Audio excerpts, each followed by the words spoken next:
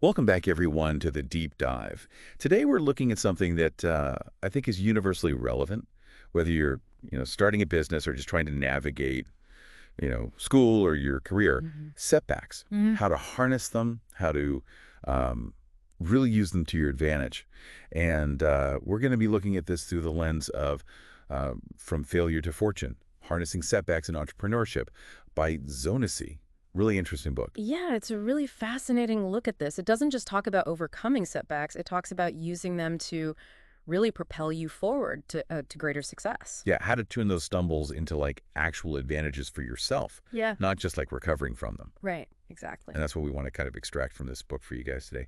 The best strategies, the ways to change your mindset. Yeah, I mean, the core idea that the book really emphasizes is that challenges aren't just like detours on the road to success. They're actually like the paving stones that build it, you know? Yeah. And so going through that is actually a really vital part of achieving success. Yeah. So let's jump right into the first big takeaway.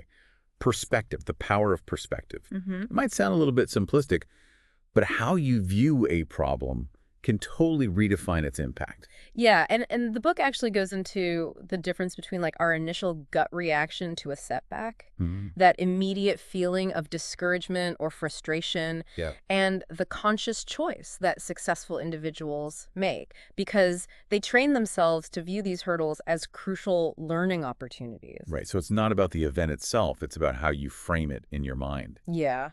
The difference between getting derailed by a setback versus being propelled forward by it is all in how you choose to see it. Are you looking at it as like the end of the world, or are you looking at it as, Right. okay, this is just some information, this is feedback, I can use this? It's like every cloud has a silver lining, but apply that to your own life, right? Yeah. The book says that every setback, no matter how bad it feels at the time, has lessons for us. Precisely.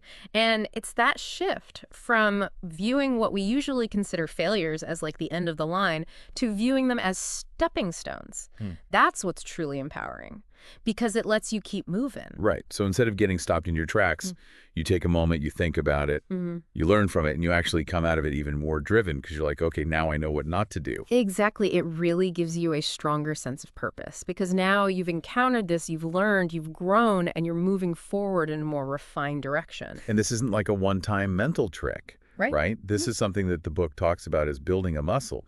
Every time you hit a difficulty and you choose to see it as an opportunity, you're strengthening your ability to come back from setbacks in the future. Absolutely. The more you practice this, the more resilient you become. And this applies to everyone, whether you're, in school or in the business world. Yeah, for sure. If you think about a student, getting a bad grade doesn't have to be the end of the world. It's really specific information about where you need to focus, what you need to improve. Hmm. And for entrepreneurs, market failure, maybe your product didn't land with your target audience. Yeah. It's not necessarily the end, it's feedback. You learn from it and you adjust. It's information. Yeah, even financial losses, while definitely painful, can offer a lot of insight. It lets you reevaluate your business model and manage risk better in the future. Yeah, and here's where I find it really interesting. The book talks about how this resilient mindset isn't just about damage control. Mm-hmm. It actually can fuel creativity and innovation. Yeah, because when you're not terrified of failing, you're more likely to experiment. Mm-hmm. You're more open to unconventional ideas. You're not so scared to like try something that's new or different or that might not work. Right, exactly. That fear of failure can really stifle you, but when you adopt that growth mindset, it starts to loosen its grip. You start to see that even if something doesn't work perfectly, you still gain valuable data. Yeah. And that creates an environment where innovation can really flourish. It also like has this ripple effect, right? Mm-hmm. When other people see you dealing with challenges in a positive way, it can inspire them too. That's right. Leadership by example is so powerful. Hmm. When you see someone handling tough situations constructively with optimism, it's infectious. Right. So in a business setting, this could mean building a company culture where mistakes are seen as learning opportunities. Exactly. And it can lead to greater collaboration and commitment to goals. Because everyone understands that setbacks are temporary and they can be overcome, it brings this really powerful energy to the whole organization. So to sum this up, it's about changing how we view failure, not something to be avoided, but as a part of the process. Yeah. It's about choosing persistence over quitting and facing those challenges with confidence, knowing that you can learn and grow from them. Now, the book digs into this idea of finding strength in setbacks. Mm-hmm. It seems to take the perspective point even further, saying that these hard times don't just teach us, they make us tougher. What's really interesting here is that the book presents the idea that setbacks actually ignite resilience. Like, they don't just offer a chance to learn, they actively make you more resilient. The more you embrace those tough moments, the stronger you become. It almost seems counterintuitive, Yeah. right? You'd think setbacks would weaken you, but the book says it's the opposite. The things you learn, the ways you refine your strategies by going through those tough times actually make you more capable in the long run. And you gain these invaluable insights that you wouldn't have otherwise. It's like you stumble, you figure out why you stumbled, and you learn how to avoid that in the future. Yeah, like you trip over a rock, and then the next time you're walking down that path, you're like, I know that rock's there. I'm not going to trip over it again. Exactly. The book also acknowledges that entrepreneurs face a lot of pressure. Tight deadlines, financial limitations, unexpected failures, Yeah. all of that. I can only imagine how discouraging it is to hit a wall when you've put so much into something. Oh, absolutely. But the book reminds us that so many successful entrepreneurs went through major setbacks, often publicly, before they achieved success. Yeah. Their stories are proof that quitting when things get hard is like self-sabotage, you know? Every time you push through, you're building a foundation for future wins. So you're saying giving up is like the ultimate loss. Yeah, pretty much. It's about having that tenacity, that refusal to be defeated by temporary obstacles. And this isn't just about business. Yeah, not at all. The book talks about how this idea of finding strength in setbacks is crucial for personal development too. Right. Setbacks are part of the learning curve in every aspect of life. You know, for students, for young professionals, those setbacks aren't a sign of failure. They're a necessary part of growth. So it's not like you're not good enough. Yeah. It's like you're learning, and this is a part of that process. Exactly. And by going through those challenges, you develop a stronger sense of self. You learn what you're capable of. You get a clearer vision of your goals. It builds that inner strength. The book also talks about how those seemingly massive obstacles in our careers, the ones that feel like huge setbacks at the time, can actually lead us down paths we never would have considered otherwise. That's really powerful, right? Because what seems like a closed door can become an opening to something even better.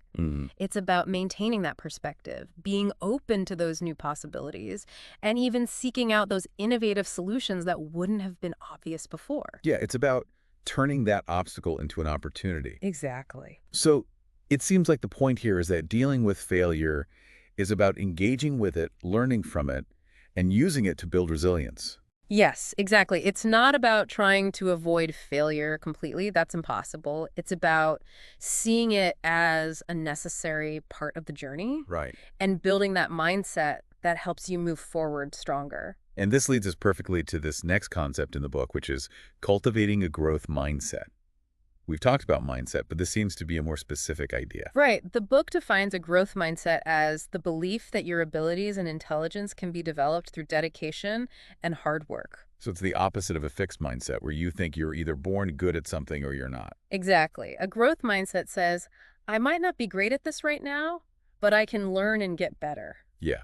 It's the, I'm not good yet, but I can get there. Right. And this impacts how you deal with challenges. Instead of seeing a setback as proof that you're not good enough, you see it as a learning opportunity. Right. You think, okay, what can I learn from this and what can I do differently next time? Yeah. And the book really drives home that message we've been talking about. Yeah, Quitting is losing.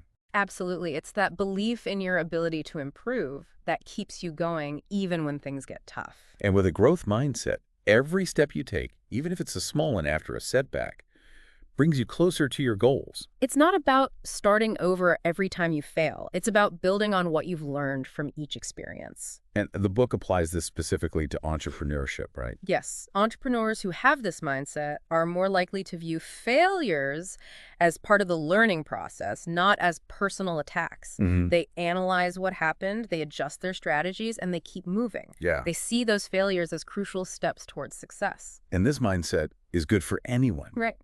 not just entrepreneurs. Right. For students, a growth mindset encourages them to take risks, try new things, not be afraid to be wrong, and that leads to more creative thinking and better collaboration. Hmm. And in a professional setting, a growth mindset makes people more adaptable, more resilient, and ultimately more successful in their careers. It even sounds like companies as a whole can benefit from promoting a growth mindset. Oh, definitely. When a company encourages this type of thinking, it creates an environment where everyone feels safe to learn from their mistakes. Hmm. Challenges become team efforts, and people are more likely to innovate and improve. So cultivating a growth mindset is really about embracing the whole journey, the highs, the lows, the learning process. Exactly. It's about seeing the potential for growth, not just in yourself, but in everyone, and understanding that setbacks are just part of that growth. Okay, next up, the book talks about the importance of grit. This word gets used a lot, but what's the book's take on it? The book defines grit as a combination of passion and perseverance. It's about having a deep passion for your goals and the unwavering determination to pursue them even when you face major obstacles. It's that stick-to-itiveness that we hear about so often, right? Yeah, it's not just about being excited at the beginning, it's about maintaining that drive over the long haul, even when things get really, really tough. And it's also about understanding that failures are not the end, but they're opportunities for growth. Right, exactly. Embracing grit means understanding that failures are going to happen and viewing them as opportunities to learn and improve. The book acknowledges that when you're in the middle of a tough situation, the urge to quit can be so strong. Oh, yeah. It's totally natural to want to just walk away when things get difficult, but the book points out that successful people, especially entrepreneurs, are able to push through those feelings and keep going. Right? They recognize that giving up often happens right before a breakthrough could occur. And I guess every setback becomes a choice then. Exactly. Do you retreat or do you push forward? And it's those who consistently choose to push forward despite the odds who achieve their goals. So grit is about that unwavering commitment, that determination to see your vision through. Yes, and the book connects grit to resilience. Hmm. Resilience is the ability to bounce back after a setback. Okay. Grit is what keeps you moving forward in the long run. So resilience is like the immediate bounce back, and grit is the long game. Ah, you got it. Resilience helps you adapt, to pivot your approach when necessary. Right? Grit is that inner drive that keeps you going even when things are tough. And this grit and resilience combo, it's not just for business, right? Not at all. Overcoming obstacles in any career requires grit. Hmm? Whether you're aiming for a promotion or making a major career change, that's where grit really shines. It's about putting in the time and effort even when it's hard. Exactly. The book emphasizes that success isn't just about talent, it's also about the willingness to endure and persevere. So grit helps us to see failure as a teacher and not a reason to give up. Right. With grit, each setback becomes a step towards a comeback. Now, the book shifts to something that can be a bit uncomfortable to talk about, Uh-huh. the cost of giving up. We've talked about the good stuff that comes from pushing through challenges, but what about the downsides of quitting? What do we lose when we give up? The book frames it as this. Quitting can feel like relief in the moment, but it masks the potential that lies beyond the struggle. It's like you're so close to a breakthrough, a huge learning moment, but you turn back right before you reach it. Yeah. The cost isn't just losing that particular goal or project. Mm-hmm. It's the valuable lessons you miss out on, the personal growth you could have experienced, and the potential success that was within reach. And resilience plays a role here too, right? Yeah. The book says that overcoming obstacles builds character and strength. Absolutely. Each challenge you overcome is another step toward understanding your strengths, your resilience, and your ability to persevere. It's like you get tougher each time you face something difficult and overcome it. Exactly. You cultivate this mindset that sees failure as a necessary part of growth, a chance to learn and get better. And when you give up, you lose that chance to develop that inner strength. And the book talks about how the quitting is losing mindset can be especially damaging in the entrepreneurial world. Yeah, because it can breed this culture of fear that stifles innovation. When people are too afraid to take risks because of the fear of failure, it prevents them from exploring new ideas that could lead to breakthroughs. Right. And that's why persistence in the face of hardship is what often separates successful entrepreneurs from those who don't make it. Because they're willing to keep trying even when it gets hard, when other people would have given up. Exactly. And the lessons learned from those failures often lay the groundwork for future successes. Right? It's like they learn so much from those failures that it actually helps them to do better the next time around. Right, because now they have that experience, they know what to avoid, and they can approach things with more knowledge. So coping with failure isn't just about enduring it, it's about using it to thrive and keep moving forward. Exactly. It's about that resilience, that ability to adapt and pivot in the face of challenges. It's about seeing those setbacks as opportunities to try something new, something different. Yeah. So the cost of giving up extends beyond just that immediate loss. It's the missed opportunities for growth, for resilience, for Hmm. achieving something truly great. Right. It's about recognizing that challenges are integral to the journey and that the potential rewards of perseverance far outweigh the temporary comfort of giving up. Okay, now the book gets really inspiring with a section on stories of persistence. Hmm. It uses examples of well-known people to illustrate this point that success often follows failure. Yeah, these stories are so powerful because they show that success isn't always a straight line. It often comes after facing significant obstacles and setbacks. The first story is about Howard Schultz and Starbucks. Hmm. It wasn't just a smooth ride to success for him, was it? Not at all. Yeah. He grew up in humble circumstances and faced a ton of rejections and financial hurdles while building Starbucks. Yeah. But his belief in his vision kept him going. He Hmm. saw the potential for Starbucks to be more than just a coffee shop, a real community space. And that's what fueled his persistence. Then there's J.K. Rowling Mm. and Harry Potter. Your Mm. journey is such a great example of how resilience can lead to amazing things, especially when you're dealing with personal hardship, too. Absolutely. She was a single mom, living on welfare, and her Harry Potter manuscript got rejected by so many publishers. But she never stopped believing in her story. Wow. And look at what happened. She created a global phenomenon. It's amazing. It's a reminder that you shouldn't let setbacks define you. You can still achieve amazing things. Okay, and then there's the story of Steve Jobs and the whole tech world. Mm-hmm. His journey is a real roller coaster, high highs, low lows. Yeah. The book talks about how he was ousted from Apple, the company he co-founded. That's a major setback. Mm-hmm. But he didn't let it stop him. He went on to launch NextT and Pixar, both super successful, and those successes paved the way for his return to Apple. Yeah. His story shows that failure isn't always the end. It can sometimes be a step towards an even bigger comeback. Yeah. And his comeback with Apple was huge. Revolutionary products that changed everything. And finally, the book talks about Michael Jordan, widely considered to be one of the greatest basketball players ever. But he faced rejection early on. Right. Yeah, he got cut from his high school basketball team. That's got to be tough for a young athlete. Mm-hmm. But instead of quitting, he used it as motivation to work harder, Yeah. and he became a global icon, a champion. It's a great example of how persistence and hard work can lead to extraordinary achievements. So all these stories, they show us that success isn't easy. Right. It's about having that mindset of resilience, Yeah. being able to learn from every experience, even the tough ones, and just keep pushing forward. Now, let's get into the practical advice. The book has a chapter called Turning Mistakes into Lessons. It's great to talk about resilience, but how do we actually do that when we mess up? This chapter bridges the gap between theory and practice, Hmm. because everyone makes mistakes, but it's how you handle them that makes all the difference. The key is to see mistakes not as failures, but as stepping stones. Right. So it's about changing how we view those mistakes. Right. Not letting them get us down, but using them as information to move forward. Exactly.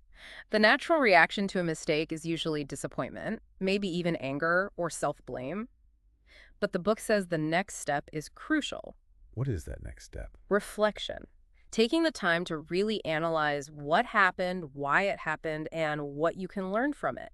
Not to dwell on the negative, but to extract valuable insights. So it's like being a scientist analyzing the results of an experiment. Exactly. And it's this process of reflection that builds resilience. You process the emotions, you extract the lessons, and you come back stronger, ready to try again. The book talks about resilience again and again, and it makes sense. It's so important for both personal growth and business success. It's about being able to withstand the tough times and come out the other side stronger and wiser. Right. And each lesson you learn from a mistake just equips you better to deal with future challenges. Exactly. You start to recognize patterns, you anticipate potential problems, and you make better decisions because of those experiences. The book also mentions that fear of failure can be paralyzing. Yeah. But it argues that quitting is the real loss. That's right. Every setback is a chance to learn and improve. When you quit, you miss out on that opportunity. And it can actually inspire others when they see you pushing through tough times. Absolutely. It shows commitment and a belief in yourself. So this whole idea of turning mistakes into lessons, it's about having that open mind, accepting that you're going to mess up sometimes, and using those mistakes as fuel for growth. Yes, exactly. It's about seeing setbacks not as endpoints, but as setups for comebacks. Now let's talk about some real-world examples. The book has a chapter on case studies of successful entrepreneurs. These stories really bring to life these ideas we've been discussing. They show how resilience and learning from failure can lead to big things. Right, they demonstrate how these principles actually play out in the real world. We see Howard Schultz again, but this time the focus is on how he used his early struggles to build Starbucks into a global brand. He faced a lot of skepticism when he was trying to expand Starbucks. People didn't understand his vision, Right. but he used those setbacks to learn, to refine his approach, and ultimately to achieve incredible success. It shows that giving up often means missing out on huge potential.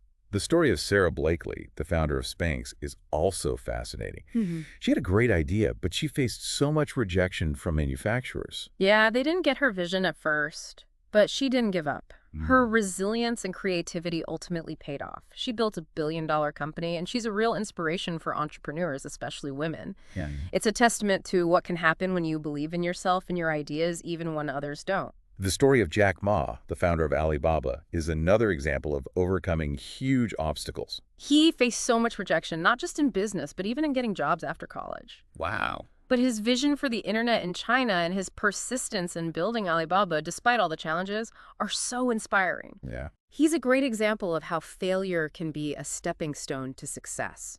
He talks about it all the time, and his story motivates so many entrepreneurs around the world. And the book also shares the story of Oprah Winfrey. She overcame a really tough childhood and setbacks in her early career. Her journey is all about resilience and using those tough experiences to fuel her personal growth. She's a huge advocate for self-belief, even when things are really hard. So these stories remind us that the road to success is rarely smooth. Right. It's about having that positive mindset, embracing failures, learning from them, and persevering towards your vision. And believing in yourself even when it's tough. Now let's get into some practical advice. The book has a chapter called Coping Strategies for Entrepreneurs.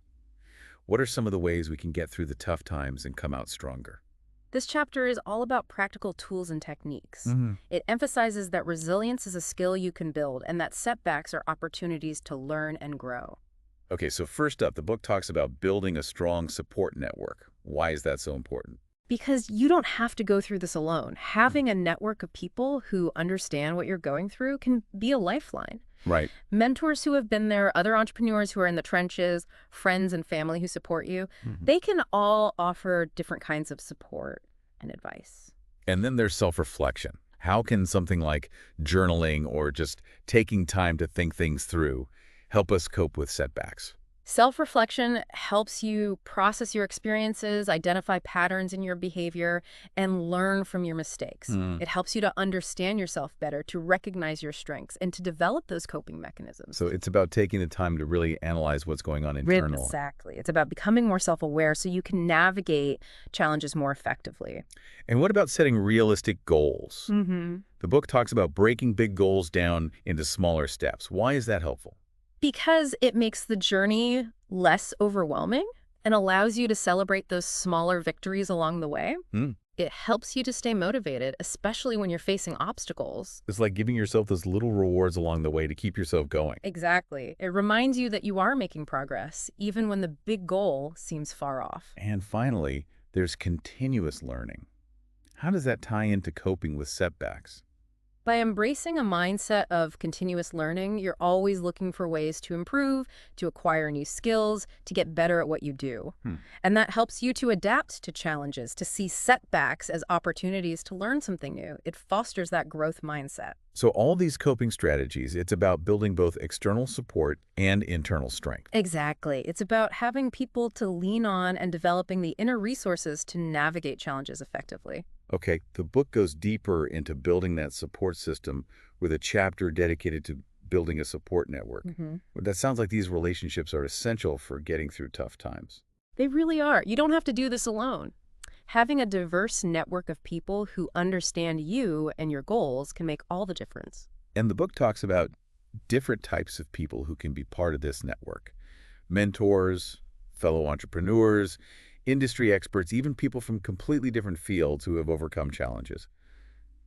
What does each of these types of connections bring? Mentors can offer guidance based on their experience. Hmm? Fellow entrepreneurs can relate to your struggles. Right, they're in the same boat. Industry experts can give you specialized advice.